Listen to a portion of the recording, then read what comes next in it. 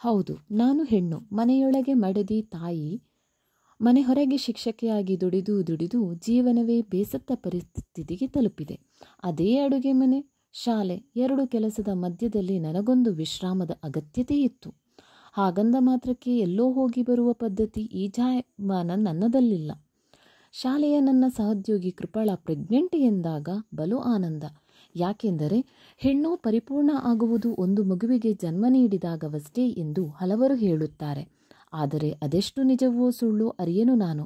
ಆದರೆ ಒಂದು ಹೆಣ್ಣು ತನ್ನ ಉದರದಲ್ಲಿ ತನ್ನ ಮುಂದಿನ ಪೀಳಿಗೆಯ ಹೊತ್ತು ನಿಂತಾಗ ಮನಸ್ಸು ಹಲವಾರು ಪಾಸಿಟಿವ್ ನೆಗೆಟಿವ್ ಥಾಟ್ಸ್ ಬಂದರೂ ತನ್ನ ಮಗುವಿಗಾಗಿ ಪ್ರತಿ ಹೆಜ್ಜೆಯನ್ನು ದಿಟ್ಟ ನಿರ್ಧಾರದಿಂದ ಮುಂದಿಟ್ಟು ನಡೆವಳು.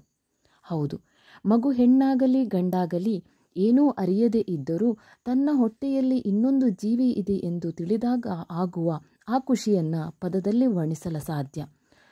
ಸ್ಕ್ಯಾನಿಂಗ್ ಸೆಂಟರಲ್ಲಿ ತೋರಿಸುವ ಆ ವಿಡಿಯೋಗಾಗಿ ಎಷ್ಟು ಕಾತರದಿಂದ ಕಾಯುವಳು ನನಗರಿ. ಮಗು ಒದೆಯುವುದನ್ನು ಆಟ ಎಂದು ಖುಷಿಪಡುವಳು. ಅಂದೇನಾದರೂ ಚಲನವಲನೆ ಅವರಿಗೆ ಅರ್ಥವಾಗದಿದ್ದರೆ ಎಷ್ಟು ಸಂಕಟ ಪಡುವಳು ಎಂದು ಅವಳಿಗಷ್ಟೇ ಗೊತ್ತು.